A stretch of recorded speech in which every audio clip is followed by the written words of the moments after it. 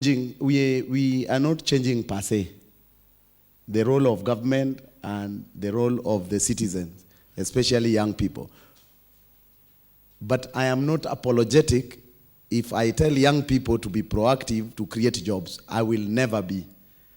There is no economy that grows when people just sit down and wait for jobs. The US economy which you are talking about actually promotes creativity. They say America is a land of opportunity. What does that mean? It means that young people must be creative. And I was just amazed. We are sharing with a friend of mine from Malaysia, and he told me that there was an award ceremony and in the midst of the people who are being awarded were young people from several countries. But what amazed him was that there was a young man from Kenya who was being awarded for fighting jiggers. Others from Korea were being awarded for creating a new Android cell. There is a 14-year-old who could now manufacture electricity for 6 hours using 1 liter of urine. There was another young man from DRC Congo who had created a different type of iPad. What does that mean? It means that we must allow our young people to be creative enough to create something that can bring in foreign exchange to our country. And you know, when they give you an award, how they start? They read, they say, this young man has been fighting jiggers. He has fought jiggers. He has been fighting jiggers. So basically, what I'm trying to say is that the only thing our country has is a human resource capital. We don't have oil like other people. We just discovered oil. So please, we can use our human resource capital to take our young people out there to work and get money.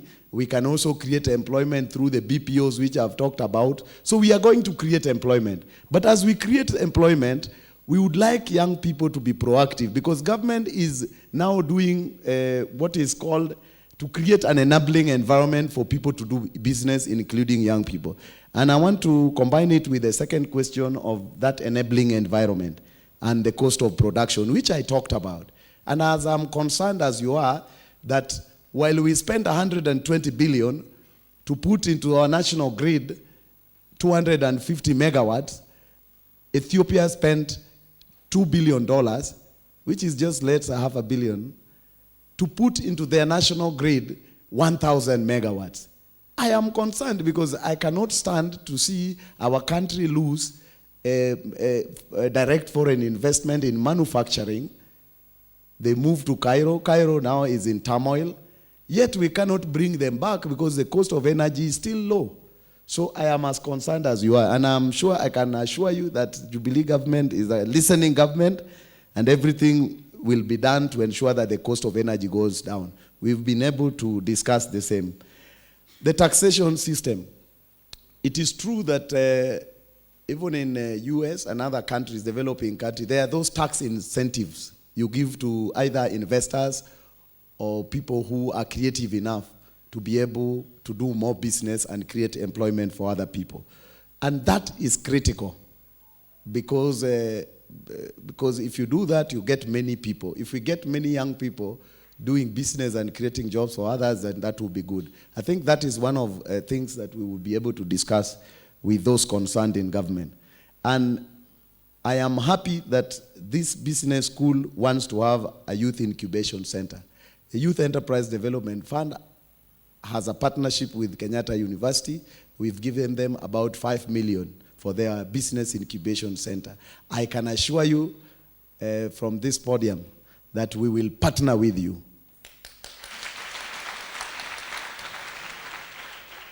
Because it is the right thing to do. If we are able to get as many young people graduate out of this college with the right skill and the innovation is right, and we'll be able to facilitate you now to move and even get into bigger business, That is the way to go.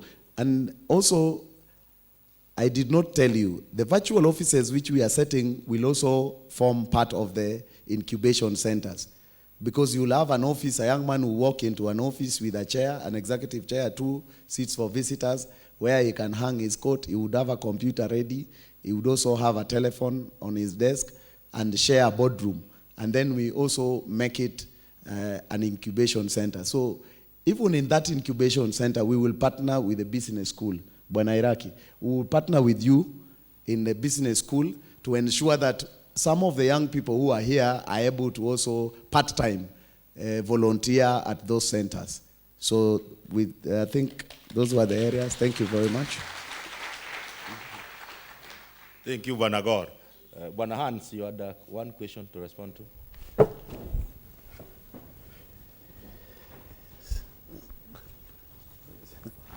Thanks. Sorry, I didn't really get the question very clearly, but I think the message is not so much about the telecom industry as such. I think, yes, we have seen an enormous growth in Kenya and also other countries where I think mobile telephony has taken off more than ever expected. I think this is a next step where we're talking about connecting, instead of people, about things, and that offers a lot more to other industries. So it's about the impact it has of the other industries, and I think no industry can ignore that they have to take account of this new era that we're moving to of the network society. When it comes to Kenya, I think you've seen a lot of development going on. I think you have the iLab example. I think a lot of entrepreneurship is happening there where they take usage of it. How that is embraced by the other operators in the market, it's sometimes discussable. I mean, they are the big elephant, and of course these are small entrepreneurs, and it's always hard to get inside. But I think they can't ignore it, and there's a big drive from the entrepreneurs, from the people that are coming in and coming up with very innovative solutions, and that will drive the whole industries forward.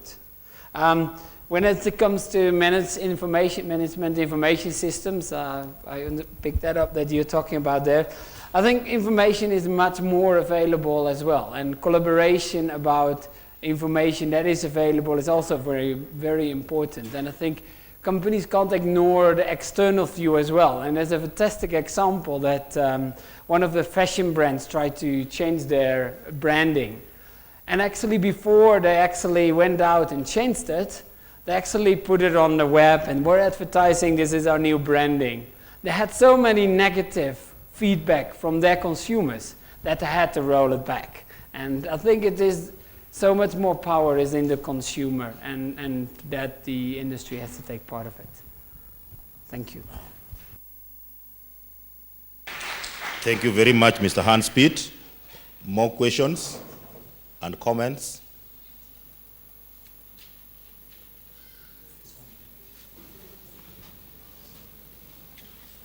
Yes, the gentleman just behind you. Thank you. My name is Hosea. I'm a second year student, and my question goes to Gor Semalango. I like your story, but I hope you could have elaborated more on how you made your first million. Thank you. What do I say? Now, yes, the one next to you. My name is Kituku, and my question goes to Gol. He has mentioned that there are some policies, there are some plans that have been set aside by the government focusing on youth, specifically to train youth on enterprise, commercial infrastructure, and the other group that has been formed, referred to as YESA. My question is, and how do you go about recruiting or selecting these members that participate or enjoy this kind of service? Thank you.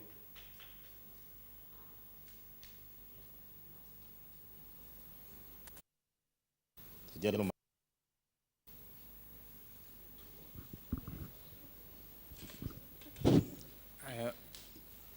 My question also goes to Gor Semelang. and it touches on youth. Now, the Youth Development Fund, what are you doing to ensure that the funds are available at mashinani level? And what information are there to ensure that these youth know that actually funds are there? And what are you doing to ensure that these youths are trained on how to use these funds to invest so that we stop wastage? Because the usual thing is that we get funds, some of them, because not all youths are in BCom, few are in BCom, others are in engineering, but they want to do business. So what information are you putting on grounds to ensure that those youths who are in Bondo, where I come from, have the information to venture into business so that we grow the economy in double units, which Mr. Ruto, Deputy President, promised that we want to grow the economy in double units. But it is acceptable, and we can achieve that because youths are fresh, we are energetic, and we are passionate that this economy must grow. But if we are empowered. Thank you.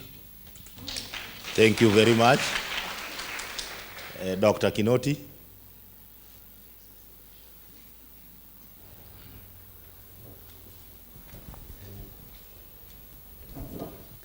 So, thank you very much for the opportunity. This question is directed to Dr. Iraki. During your presentation, you said Africa is growing. In the morning, one of the trends that was noted was globalization. And the presenter mentioned the way to go is to the foreign market. My question is, should we go to the foreign market or focus more in Africa and also Kenya, where the market is growing? Because the trend is the African market is growing, the opportunities are opening. Probably we are living where the opportunities are, and others are seeing the opportunities and going where opportunities probably are dwindling because of the decline in those markets and also the population. Thank you. 2 more questions or comments from the floor.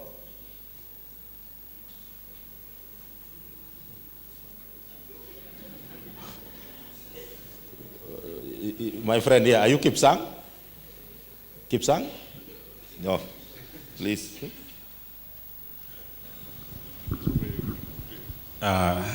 Thank you very much for the nice presentations. My question mainly goes to Gore. You are talking about shipping as a means of creating employment. Comment, are we outsourcing? In that case, we are outsourcing. Is it a mechanism to grow our GDP? Secondly, we are also looking at the fund, the Youth Enterprise Development Funds. Previously, we've had several programs that mainly aim at the youth, but in most cases, they've not been successful. What mechanisms are you putting in place to ensure that this time round the fund get to the youths, they gain, and in this case also define what we mean by youths, because most cases, most of these funds have not benefited the youths. Could you please define what you mean by youths? Thank you. I know I'm a youth myself. Now, a final question or comment. I think now at the middle. Yes, my friend, yeah. Yeah, one question, eh?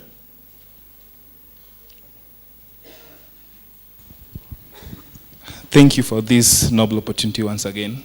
Mr. Gore, you are becoming a little bit phenomenon, but let's work with it. Now, mine is sort of a challenge to you. You seem to be walking in the corridors of power in terms of being part and parcel of the Jubilee coalition. And maybe sometimes you can change their perception or how they react with the youth. Now, from your initial comments, I admire the ambition you have in relation to youth. But Kenyan youth at this age, we've listened too much. And you are in a government of kusema na kutenda. And you've talked specifically about outsourcing and the BPO and the element of exporting the human capital that is very much in our country.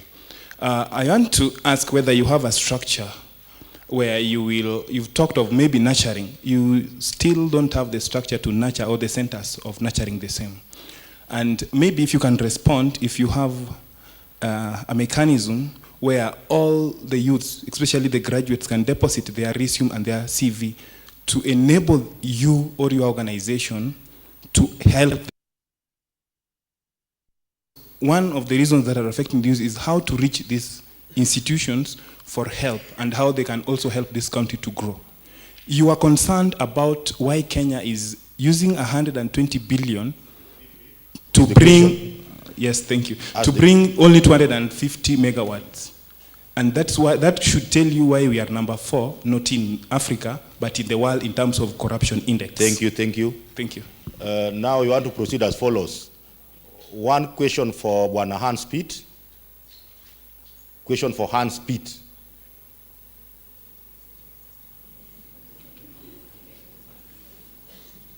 The gentleman there. Specifically for Hans Pitt.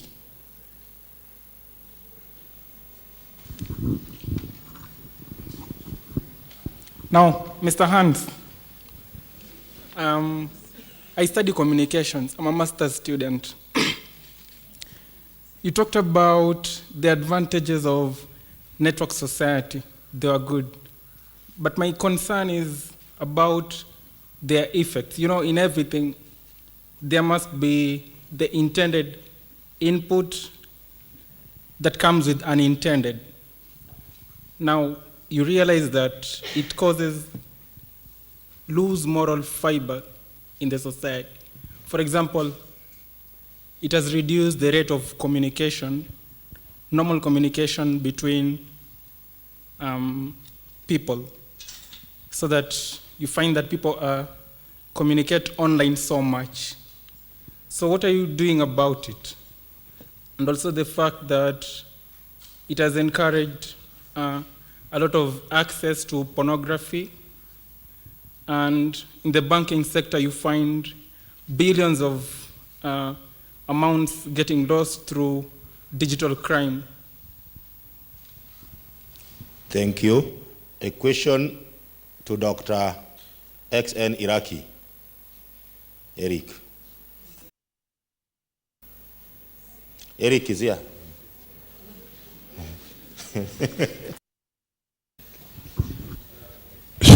Thank you very much, Master of Ceremony. My question to XN is very simple.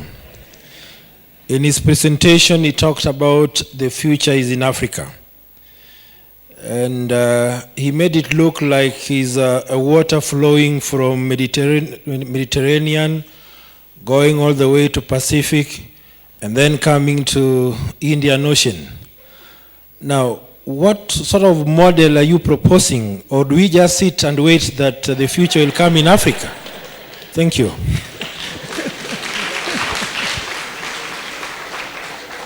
Thank you, Eric.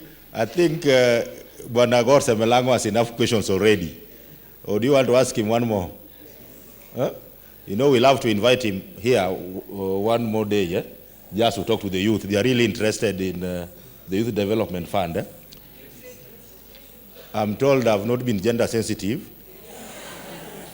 And that's a requirement by the Constitution. Eh? So how many ladies want to ask questions? Huh? Yes. The two ladies. That one and then my friend here.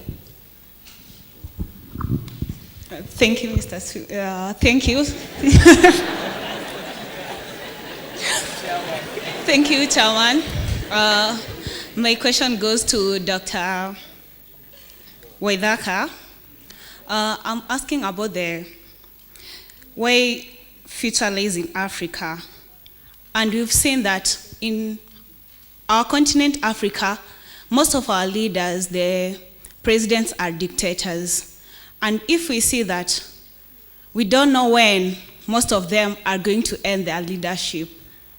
And according to the leadership skills, the nations are supposed to give out their solutions on how we are going to conquer or how we are going to nurture our economy. So my question is, if our leaders are still dictators, how are we going to nurture our economy and be like other countries? Thank you. Yeah. Is for Mr. Piet. You talked about Coursera. My understanding of Coursera, it's a platform where we have professors put online classes that are free for students. How are universities, traditional universities, preparing themselves for that kind of competition? And in your opinion, how do we maintain the integrity of the courses that are offered online if you don't know who is taking the course or who is answering the questions? How do you know that the person who is actually taking the class is the person supposed to take it? Thank you. A last lady? Yes.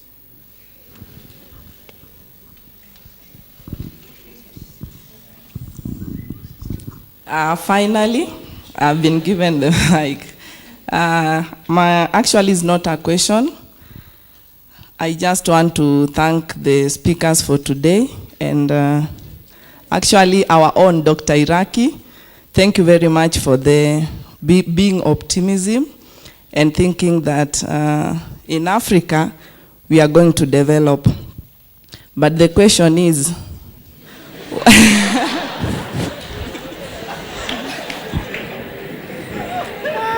the question is, as we were doing our second year or third year, you used to be saying, don't be local. You have to think outside the box.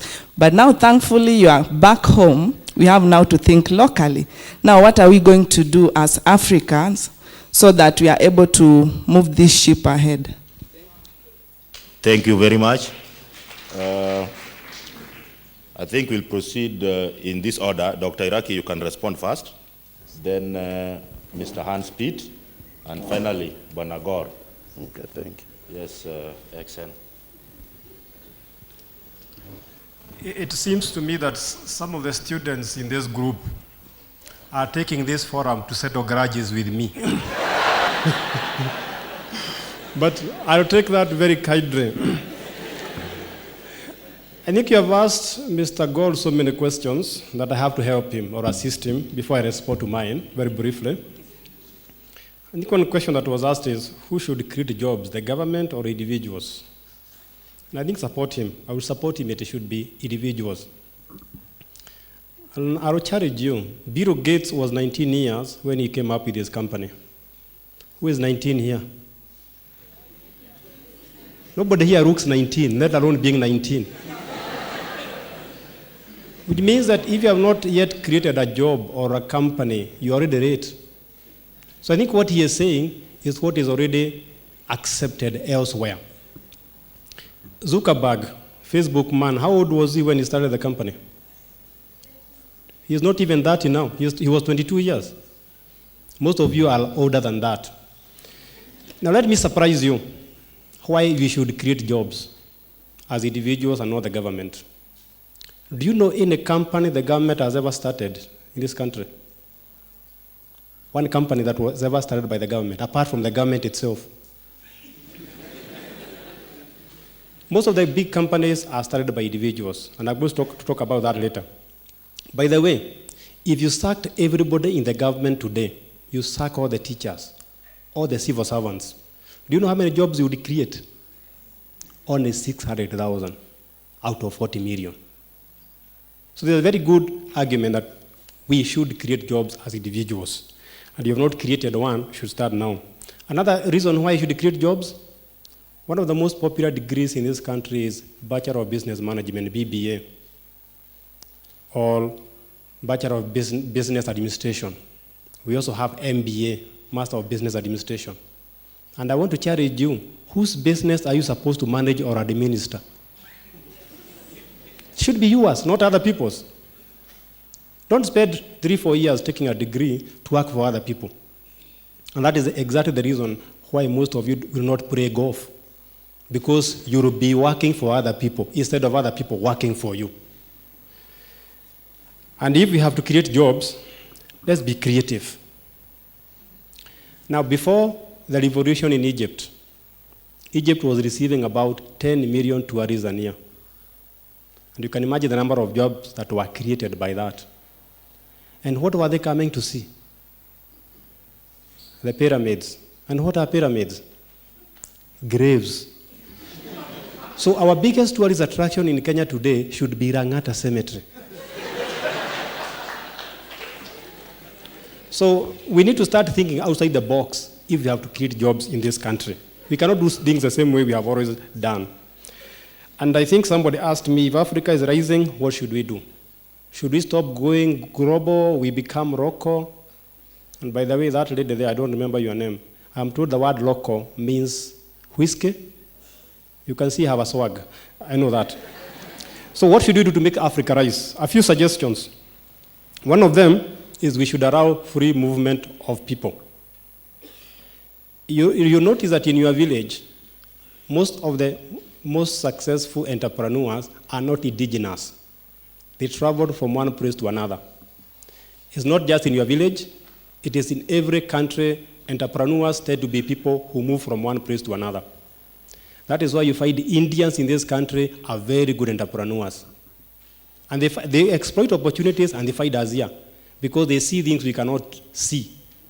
Once you stick in one place, you stop seeing new things. You become too familiar with the place. So to solve the African problem, I suggest that we allow free movement of goods and services. Let some people come and go and study in Uganda or Somalia or Ethiopia. Let people move and see new things. If you stick all around here, you're not going to come up with new ideas. And I think somebody asked me about the model.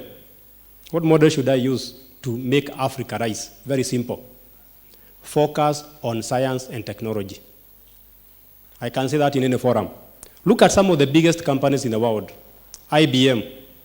IBM employs 400,000 people, more than all the teachers in Kenya.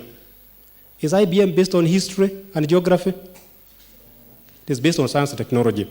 Toyota employs 300,000 people, more than all the teachers. Again, based on science and technology.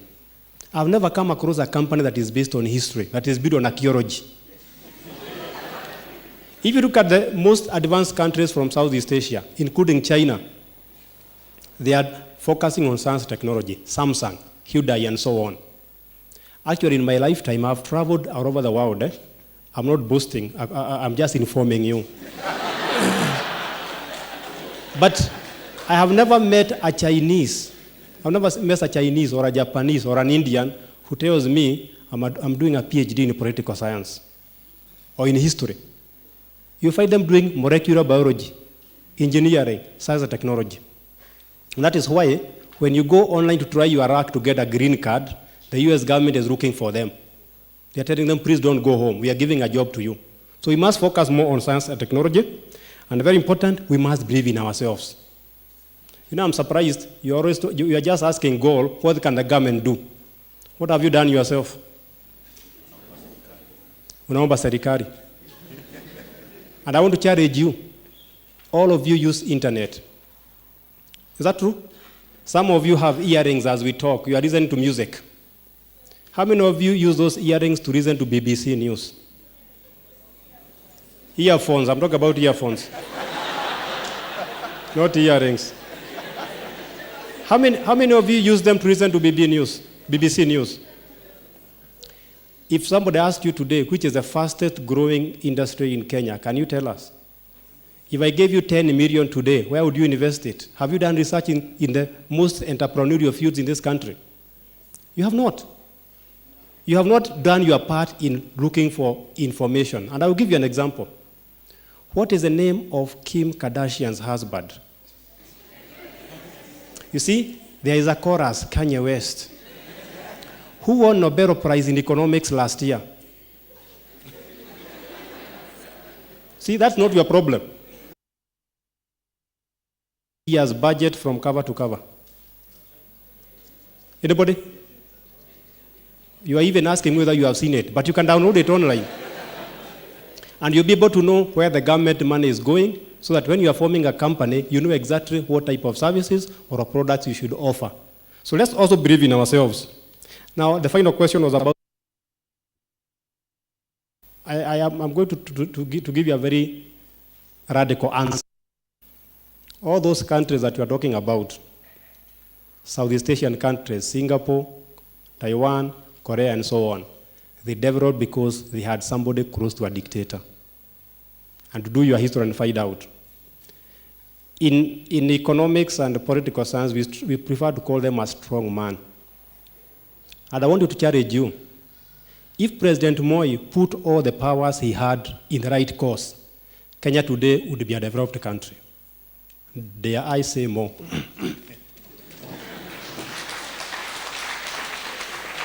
Thank you, Exxon. Mr. Hans Piet.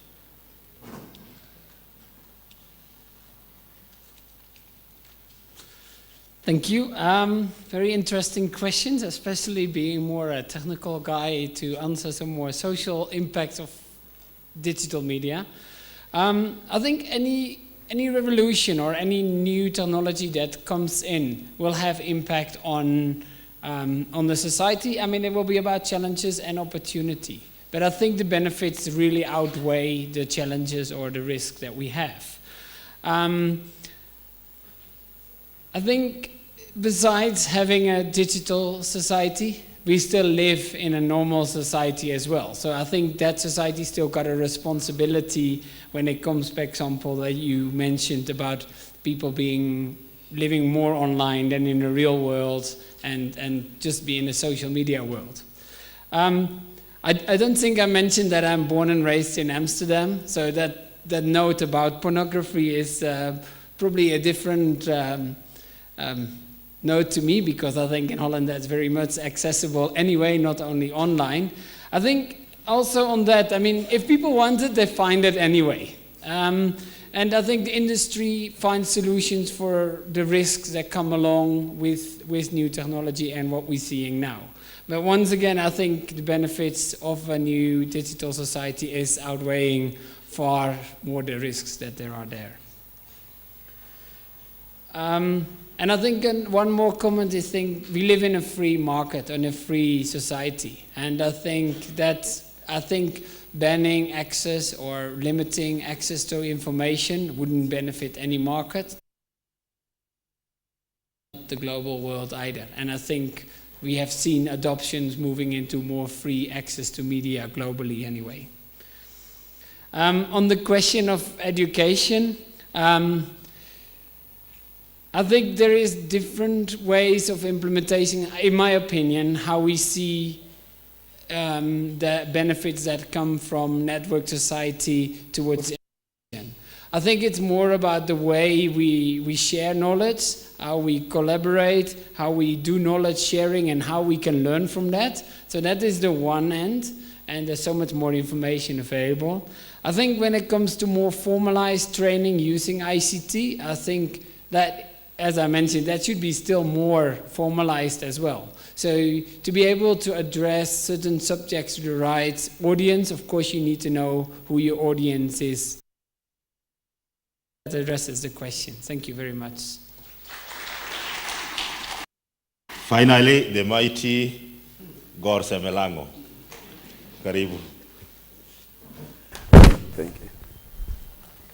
I can assure you, you are getting very good education here. After listening to Dr. Iraki, you are in very good hands, I must assure you. I think I want to start with a question. Somebody asked me, how did I make my first 1 million? I think that's a very good question. I actually became a billionaire within 1 week after making my 1 million. And how did I do it? I own a magazine called the Corporate Intelligence Africa. So I charge one page of advert 400,000 plus VAT. So at one point, I got 4 adverts, which is 1.6 million. So I paid the printing cost and other costs, so I remained with 1.2. Then I bought a ticket to Zimbabwe. Then I changed my 1 million into Zimbabwean dollars. Then I became a billionaire.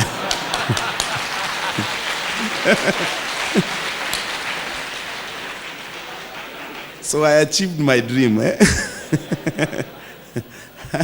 I've not yet become a Kenyan billionaire, but I am a billionaire anyway. Where if they ask people billionaires to carry their hands, I will do that. But if they go deeper, of course, I'll explain. Thank you very much. There's Kipsang, you ask about YESA, and you are very particularly concerned who a youth, according to our constitution and as per Youth Fund, is anybody between ages of 18 to 35 years. So, and Youth Fund is not an English name for kazi kwa vijana na pesa kwa wazee. So please get that very straight. And ask about the mechanisms we've put in place to ensure that this money is not going to waste or is not going to people's pockets through corruption.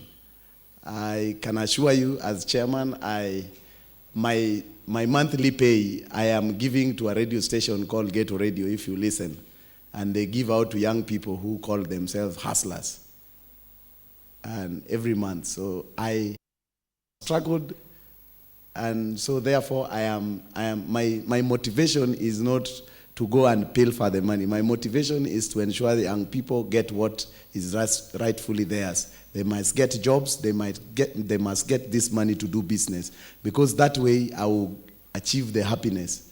My next vision is to ensure that we have young millionaires and billionaires who would move very fast to Zimbabwe before things get better. So I can assure you we've put mechanisms in place to ensure that everything goes on well. You also ask, Kituku asked about which criteria for selection. It's just you have to be a young person between ages of 18 to 35. You will be considered for funding. And now, another gentleman from Bondo asked, what are we doing to ensure that this money reaches young people in rural villages? When I became chairman, the initial amount was 50,000. What we have done now is to increase this amount from 50 to 400,000 for groups. And this, in line with the new administration, is interest-free money to groups. And we've borrowed the lending model of co-guarantee, where the group members co-guarantee each other.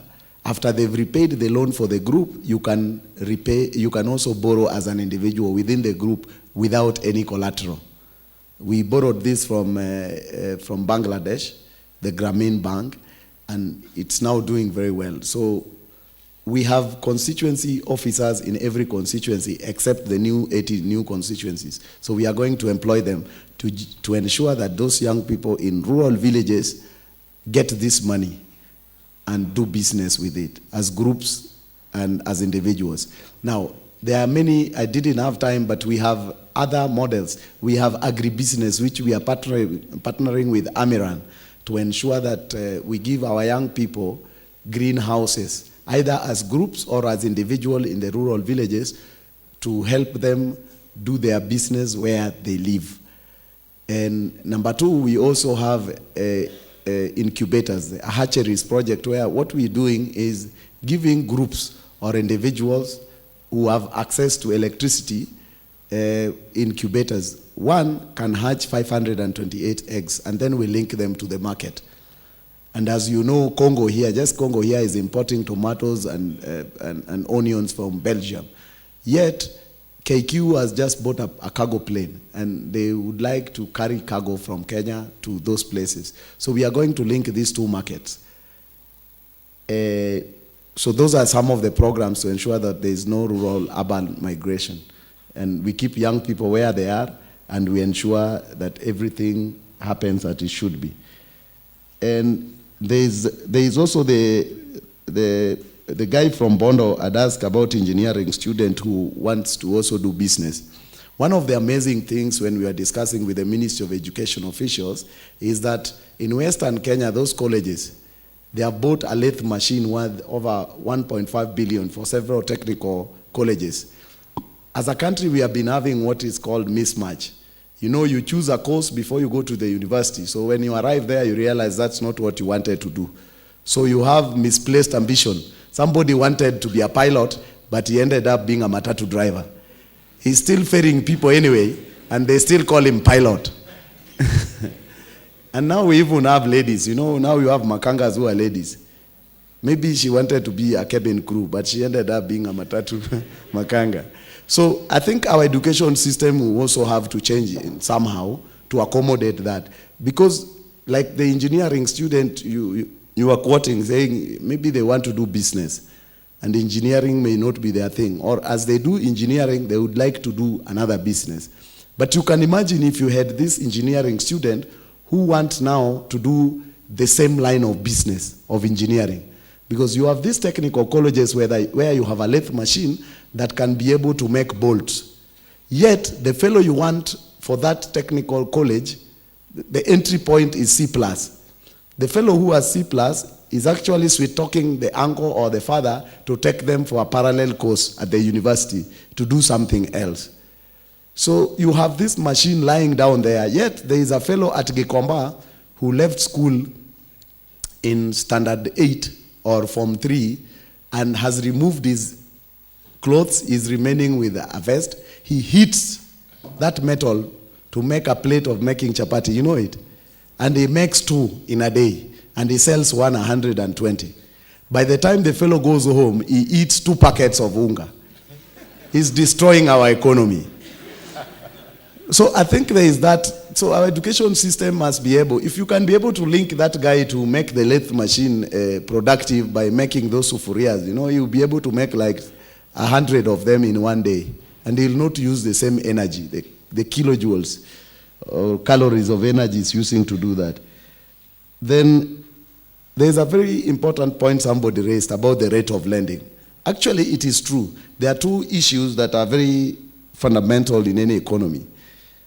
If the cost of doing business is high and also the interest rate is high, it is very difficult. It has never been done. There is no country that has ever had a double-digit economic growth with such conditions. So I think, and something is being done because most of the people in government now are from private sector. How I look at business of government is very different from how somebody from government throughout would look at it. Because I don't see, for instance, how a government driver would wait for me, come to my house, wait for me for 4 hours before I leave, then we go and stay with me. You know, there's a lot of wastage of time with the government resources. So how a businessman thinks is very different. And I think that is going to change with the new government and new thinking. I suppose. Somebody said ni kusema na kutenda, that we've been talking for far too long. Everybody in government understands that, including the president himself, and he has said it. When he attended NACADA conference, he said, I don't want to see statistics. I want action. And that informs the thinking of government. Anybody in government is now thinking, it has been too much talk, now we need to move to action. That's why I laid out for you the things that we as a fund are going to do. And Doing means, like the YESA Secretariat, which we are talking about, we've already gotten a place at the GPO, and I told you, it is just going through the government procuring process, and very soon we will be advertising to get young people to volunteer to do that job at that place. So it is now, we've moved now to a mode of doing. The gear now is the gear of doing. There's a guy who has challenged us on the issue of structures which are put in place for YESA, and whether young people will be given an opportunity to deposit their CVs. And it is indeed true that part of the things we want to do is to create a platform where you don't have even to come to the GPO center where we will set up the YESA Secretariat. You simply go to online, log in and put your CV there. So we'll have the database. So part of the things the people will do at that YESA Secretariat is to look at your CV, link it with the job that is available. What we seek to do with that is to cut off, either the red tape bureaucracy that exists in trying to help you to secure a job abroad, and two, to cut off the labor export cartels who are fleecing young people, because they get a job, it's available in Qatar, it's a hotel job where you are going to be a PR manager because you can speak English, and they pay for your transport and accommodation to Qatar, and pay for your money, pay for the fee for medical test. Yet, the labor export cartels ask you to pay them 180,000 and above, ask you for 10,000 for medical fee, and subject you to other conditions in terms of the contract you agree on. Because they are given a contract which says you'll earn 200,000, they cut it, you earn 100,000. And because they are the ones dealing with you, you wouldn't know. We are already in discussion with the Cabinet Secretary for Foreign Affairs that this would be done at above board, the counterpart in the other countries, so that it is a structured labor export. What that means, and somebody had complained about outsourcing the job, whether we are growing the economy. Any economy that grows earns foreign exchange. Because you must export something to earn foreign exchange. And the BPOs, again, is now, because we are going to export our human resource capital, which we are endowed with, but we will be doing it here. So which means the jobs will be here. We will be doing the job in Kenya, but earning the foreign exchange from those countries. So our competition will be India, like I told you, and it will be a very easy thing to do, because they can't speak the English we speak here. And finally, let me just inform you about the other one. You can be able to access the money in terms of direct lending, which we call VOCA, and it is from 100,000 up to 2 million. We call it VOCA because when I became chairman, we removed money from the bank because there was too much talk about the money is available, but there were too much bottlenecks. You were not able to access the money. So under VOCA, you can borrow up to 2 million. As an individual, not as a group. And because you will be an individual, and the banks who are complaining about young people are high-risk borrowers, you'll be able to get as some sort of security. And it doesn't have to be yours. Your uncle, your father can give you some sort of security. Not the same way banks do it. Banks may ask you for a security and they give you like 50% of the total. We'll give you even 100% on that security. It doesn't have to be yours because we understand you don't have it.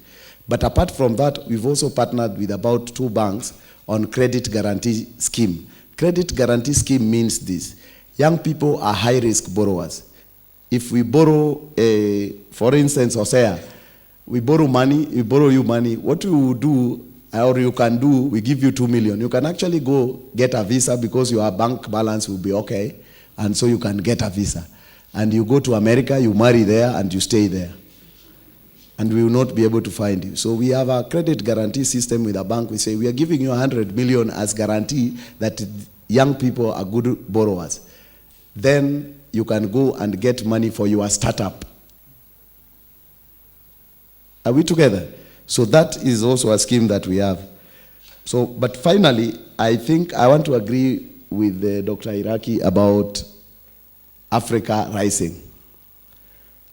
This morning I just came from Europe. in what did I go to do as a tourist? And we were with a group of friends.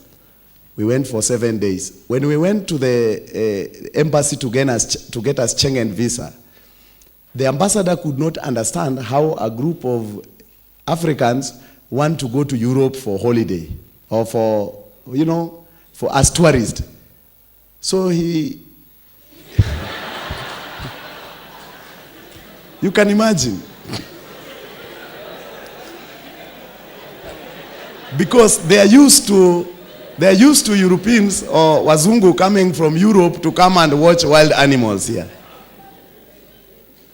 And Africa is rising, so it's a statement. So we had to go there, you have to take your bank statement, and so either is thinking, what do you people do? So you really have to explain. But it tells you Africa is rising.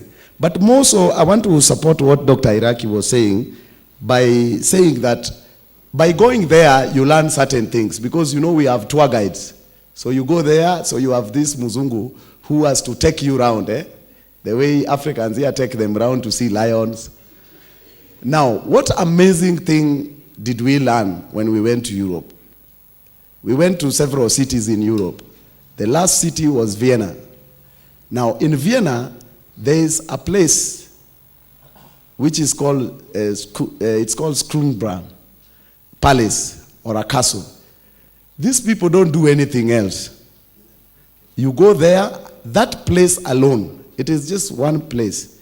It attracts 2.7 million tourists annually. You know how many tourists do we attract with all the lions and the wild beasts we have here? 1 million. Yet just one place can attract 2.7 million. It means what Dr. Iraki was saying is true. We can actually just create stories. From Langata Cemetery to even Nairobi University. You can just come and say, the chancellor used to be somebody who didn't have a degree. And you have a whole story. And people will come. It is how you market it.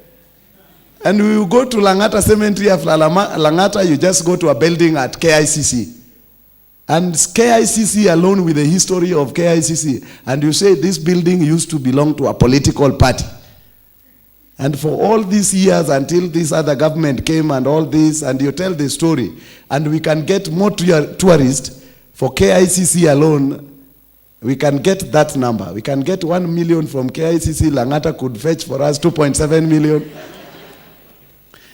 So I think it is a learning experience. And because it is a business school and you have good teachers, please, we want most of you to come out of this school with ideas that will create employment.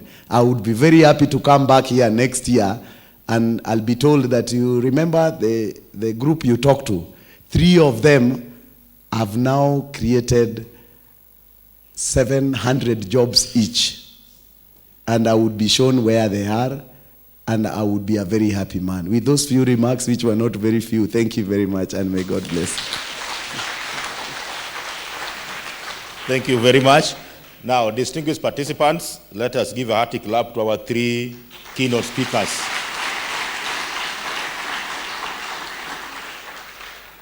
Allow me now to introduce the last keynote speaker for today, Professor Gitura Wainaina, Associate Professor of Management Sciences, Karibu GW. Thank you.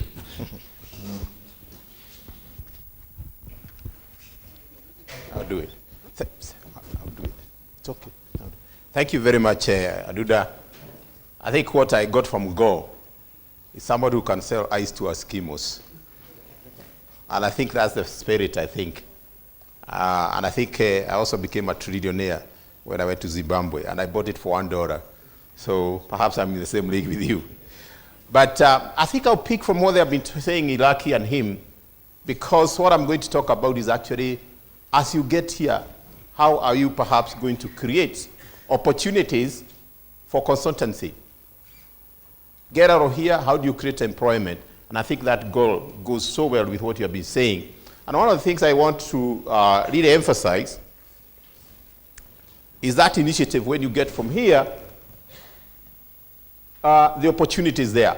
The first ones are for my colleagues, Professor Kebera, Aduda, my friend here. One thing I find in academia, never resign. Always take unpaid leave. And a good example you get is all these permanent secretaries. A whole bunch of them were sent home. But those who had taken leave from the universities are actually working now. So it's very important for the academia, you do that. But I want to talk about how do you do a consulting? How do you go about it? And very important, us, even when you get out of here, as students, the first thing, find yourself 3 or 4 members and form a team. Extremely important in terms of establishing a firm. A good example is our last born. He's about 26. He has worked for 5 months. He said, I'm not cut for this. They have started a business. They have something they are doing. It's worth 25 million. Their cut is about 10%. I think he's earning more than the academia who is here, perhaps with all those PhDs. So think about it. It's extremely important. As an individual, as an owner, particularly as an owner, become very important. And more importantly, what drives you? What is your ambition? I recall when I was in Form 2, I said I want to be a professor. And I remember writing his 2 Fs. P-R-O-F-F. I was told it's 1 F. That has not stopped me perhaps where I am. As you get out of this school of business, what is this you want to pursue? Some of the skills, you must go beyond what the clients want. The client will say, I want this to be done. I want to market this product for me. You must go beyond what that client wants. That client will see, yes, I can distinguish you because you went beyond the others, what they were thinking. Extremely important in terms of seeing beyond the others. And that's what we're talking about, the point there. You must provide beyond what the client wants under the comments. The comments are in the sense that the client will ask you, I want you to comment what I want to do. You can go forward and other things. You could ask issues perhaps with the environment. You could ask issues with gender. And that gives you an edge over your colleagues. It must ensure that it corresponds to customers' needs. One thing I know about Safaricom, they are very clear in terms of responding to our needs, isn't it? You want M-Pesa, within 5 seconds, you know how much you have got from your colleague, you know how we must send. We must respond to the consumer's need. Consumers drive business. It's consumer, it's consumer, it's consumer. And you coming from the school of government, school of business, I don't expect perhaps better person who would actually concentrate on that. Secondly, it must be easy to follow.